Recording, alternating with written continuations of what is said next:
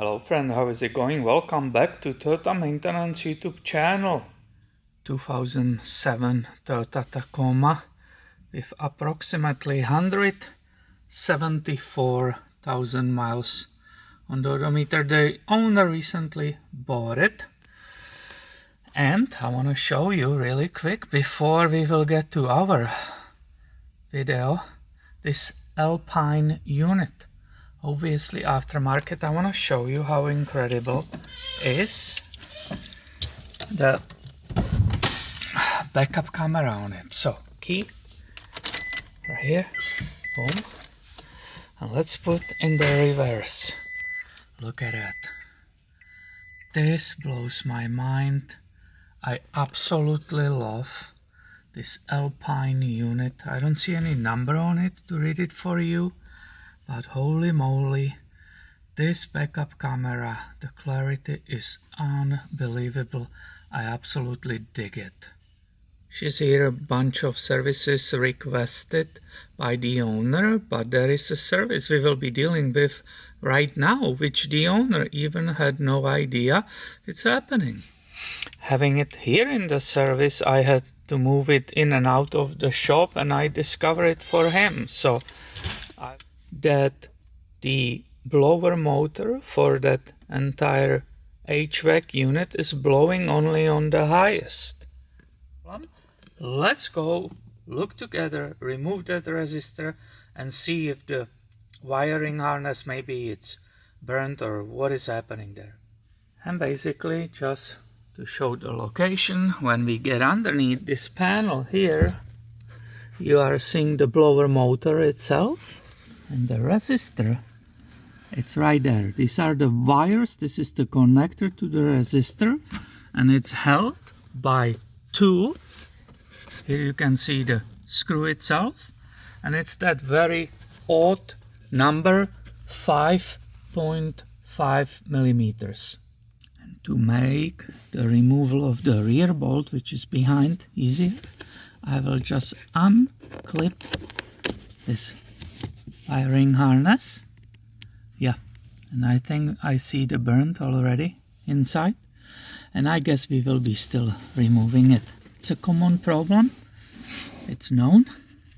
So there is one was right here in the front, and there is one more right behind there. It's right here actually. Yep. So if I change my ratchet. I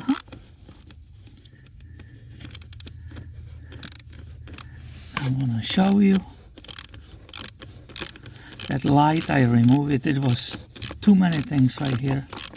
So sorry for that, but I want to show you the whole thing. I don't want to hear from someone, well, I wish he shown how to unscrew the screw. Right? Some people do that. It's always someone in comments. I wish he shown the whole thing. I wish so many things in my life. For some reason they are not happening. I wish he put more light there. Yeah, I'm sure it will be there. So, here is the part. It's Slovenia. Look at it. So back to that light for better visibility. I will try to show everything to you correctly without any problems. Look at it. See that burnt? Yep. So no matter what, that it just started working, I will call dealer and I will see if that's part of that campaign, let's say. That connector right inside, I will use a zoom on it for you so you can see the detail. It's completely burnt. This is basically, even if you think of it as a safety issue, not to deal with it will be not very smart. If you consider that purely theoretically it could catch the vehicle on fire and so on. Let me call the dealer and they will tell us if this has to be done as a campaign. And as we all expected, dealer confirmed that we have to replace the resistor, but also that wiring harness part with the connector. So let's go and visit the dealer and get the parts. We have different options to repair this problem. This is the dealer, what I got from them with the numbers. Hopefully you can see it. That was $70. Here is aftermarket. If somebody wants to try their luck with a Dorman solutions, and that's half price. It's approximately $33. We will use the Toyota option, so we will see later what is in the bags. Let's open this box and I will show you what is inside included in this kit. And it's still originally packaged, and I will not rip it out. I will keep it for the next buyer pristine. But you can see the size and shape of the connector remains the same. There will be no difference. The Toyota is changing it, but not a Dorman, so that's the resistor. And here are the wires. That's entire connector with the wires, nice and thick, and also the crimps for connecting the old and new wires. So this you can expect if you buy this whole kit. I'm going to return it. I'm not aware if Toyota will create a repair kit like a Dorman. I don't think they did, otherwise the parts guys will offer it to me. So you can see here the wires with a new connector, and you can see here the details of that resistor which was redesigned. And this is the way it looks. Now I'm back at that wire in the vehicle. Looking at that wire, you can see the burnt on that second one on the right, which I'm touching right now. You can really see the burnt, the heat damage continued on that insulation, so that definitely has to be removed and replaced. For those who would like to perform this themselves, this is the side of the vehicle, truck side. You will find here blue with black, green with yellow. These are thinner and then thicker two wires. This one is white with blue, and that's the burnt one. And here is a white with black, so that's a truck side. So for anybody doing it themselves, I highly recommend to disconnect the battery from the vehicle. And I'm basically trying to show it to you, the whole thing. I don't know how this video will end up long, but I'm going to trim these wires. I think here it's safe. So this have all kinds of electric tools. This is one of them. And the old burn connector is removed. And now if you are doing yourself, you will come to the point when you will start scratching your head. And you will say, why the heck Toyota didn't make the same colors on that new wiring connector? Also, number two, why the heck there are two thin wires and two thick wires, but actually there will be mismatched. I don't know why I will be connecting thin wire to the thick ones, vice versa. It's amazing. If somebody knows the answer why this engineer did this, please share it in the comments. I will use the other tool and start removing part on the ends of the insulation from the wires. Will you say this is correct size? Maybe. Right, so these are electric tools. You see that? It might be a little bit too short. We will see. And as I said, there are two different sizes. And I will use the same tool and do off camera the same thing on the ends of these wires. When I did that, I always go ahead and turn the wires, kind of twist them. Now this is one of the packages you could buy the supplies for this job. It's either splice connects, or it's also sometimes called butt connects.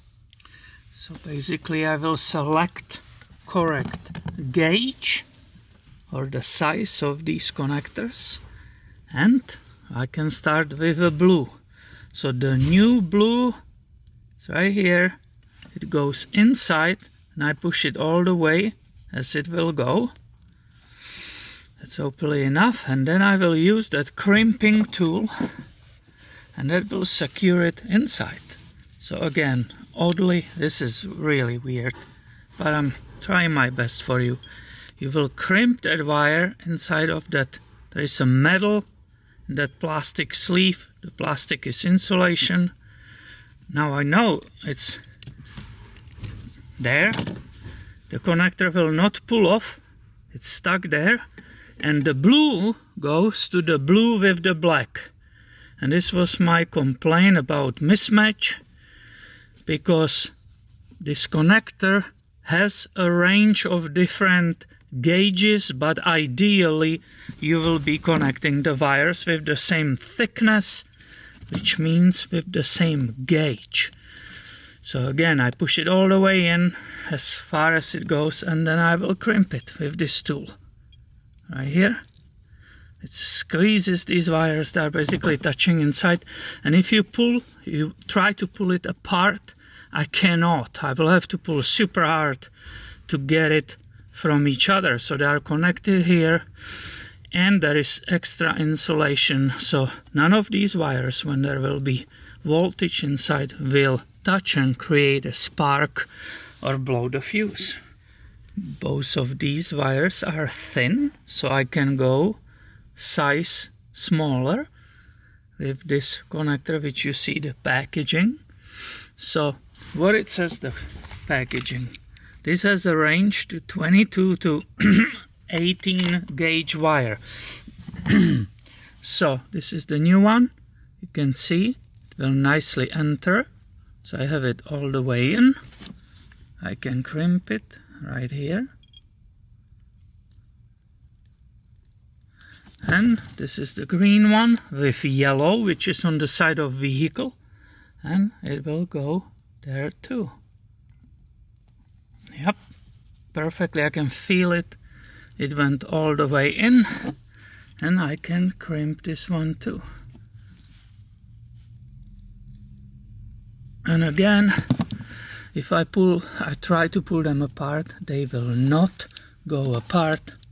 You can perfectly see it. I will, guys, continue with the other two.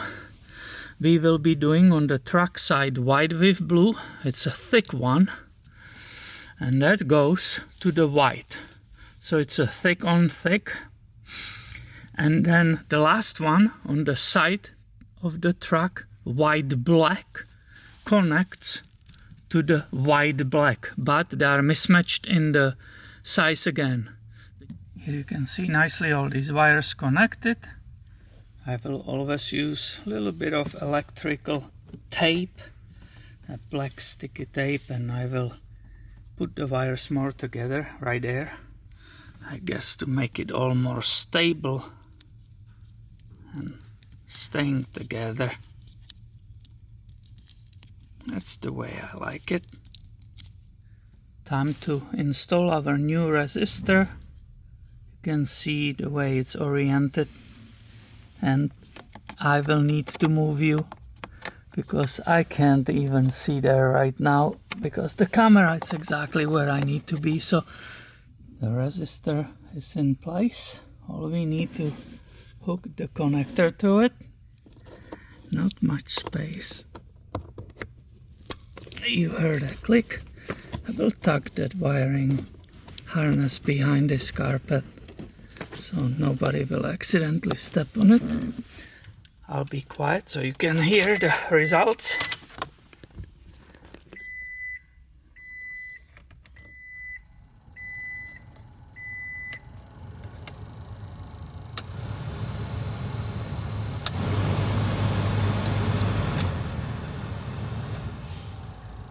all the levels are correctly working. Hearing that blower motor ticking, I'm afraid it will need replacement soon too. Do you hear that? And no, it's not the dirt in the cabin air filter, it's just the blower itself. And that was another successful repair on this Toyota maintenance YouTube channel. I hope you find this helpful. If you liked it, please give it a thumb up and stay tuned. I have way more coming your way soon. I will catch you later, alligator.